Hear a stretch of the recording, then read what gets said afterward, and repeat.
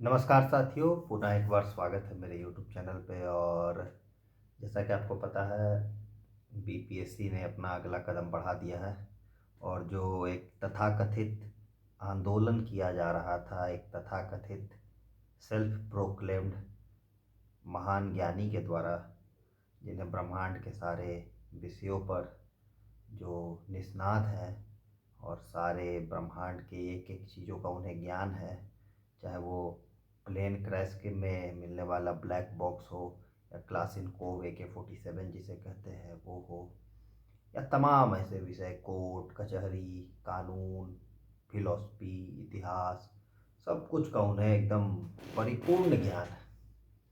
और उससे भी ज़्यादा ज्ञान है उन्हें झूठ बोलने का, भावनाओं के साथ खेलने का, छल करने का, ऊल जलूल बातें करने का।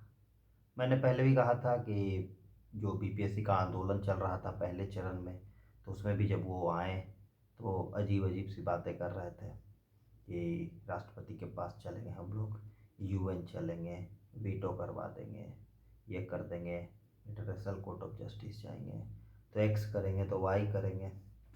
मगर जैसा कि पता है, ऐसे जो इस तरह के क्या होता है ना, कि जब आपको क्षणिक रूप से, मतलब आपको जब सफलता बहुत ज़्यादा मिल जाती है ना, एक बड़ा मतलब पुरानी कहावत है, या एक कहा जाता है कि सरस्वती जहाँ ना हो वहाँ लक्ष्मी बहुत देर देर तक नहीं टिकती है। अब एक तो हो कि सरस्वती हो आपके पास, और एक तो हो कि आप सरस्वती का दिखावा कर रहे हो। क्योंकि पढ़ाई जो है, वो अध्ययन जो है ना, वो तपस्या है। अध्ययन कोई रात भर का वायरल होने का चीज़ नहीं है कि आप रात भर में वायरल हो गए तो आप बहुत बड़े अध्येता हो गए। ऐसा कुछ नहीं है। अध्ययन एक तपस्या है, एक कठिन तपस्या है, परिश्रम है, एक कंटिन्यूअस प्रोसेस है, एक सनातन प्रक्रिया है जो सतत प्रवाह में रहती है, ऐसी प्रक्रिया है।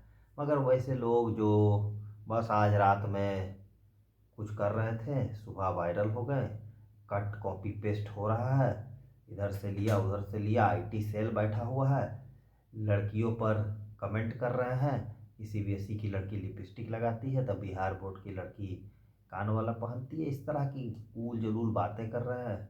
और हमारे स्कूली शिक्षा ने, जो हमारे बिहार का जो सरकारी स्कूल का शिक्षा है, जिस पे आज भी ज़्यादातर लोअर मिडिल क्लास और गरीब तबके के बच्चे हैं, उस पर निर्भर है उनका, मैं उनको भी दोष नहीं दे रहा हूँ। व्यवस्था ही ऐसी है कि वो कभी सीख ही नहीं पाते हैं, सही और गलत के बीच के डिफरेंस को समझ ही नहीं पाते हैं। उन्हें लगता है कि जो भी भावनात्मक बातें करेगा, इस तरह के फालतू कमेंटबाजी, जो कि देखिए रूम में हम लोग अपने में आपस में दोस्त लोग कुछ भी बात करें, उससे किसी का कोई लेना देना नहीं है। लेकिन जब आप किसी मंच पर खड़े होते हैं, चाहे वो क्लासरूम का ही मंच हो, तो वहाँ से आप ऐसी ऊल जलूल बातें नहीं कर सकते। आपको बहुत सेंसिटाइज होकर बात करना होता है। आपको कास्ट सेंसिटाइजेशन होना चाहिए आपके अंदर, आपके अंदर जेंडर को लेके सेंसिटाइजेशन होना चाहिए। आप उसे उसे आप रूम का बात नहीं कर सकते, आप उसे पर्सनल टॉक नहीं बना सकते। उसी तरह आप अगर किसी पर्टिकुलर मुद्दे पर किसी पर्टिकुलर एजेंसी का या पर्टिकुलर एक संस्था का विरोध कर रहे हैं, तो आपको एक तरह की भाषा का, मर्यादा का तो पालन करना ही पड़ेगा। और अगर आप मर्यादा का पालन नहीं करेंगे तो फिर आप, उचित बात नहीं है ये, बाकी तो समझदार हैं। तो इसी तरह का कुछ छल किया गया, ऊल जलूल वाली बातें की गई कि फलना नेता से बात हो गया, एकदम अब हो जाएगा, एकदम होने ही वाला है, एकदम अपलोड हो गया है, अभी डाउनलोड हो जाएगा, लेटर की एकदम कैंसिल हो गया। मैं तो पहले ही कह रहा था कि सब कुछ नहीं होने वाला है। अगर होना है या नहीं होना है, वो कोर्ट से होगा। और जैसा बीपीएस, मतलब कोर्ट से जो होगा उस पर तो कुछ बोला ही नहीं जा सकता है। लेकिन जो इनका दावा था उसका हवा निकल गया है।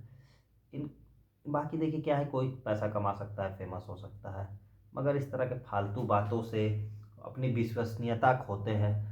देखिए प्रोमिनेंट एग्जांपल इससे ज़्यादा क्या होगा। आज से 10 साल पहले मैं 10वें 11वें में जब था, तो मैं देखता था कि अरविंद केजरीवाल एक हाफ शर्ट पहने हुए 10 रुपये का रेनॉल्ड्स वाला कलम लेकर के, वो व्यक्ति ने पूरे सत्ता को हिला दिया। एक समय मतलब उन एक नेशनल ऑल्टरनेटिव के रूप में देखा जा रहा था उन्हें।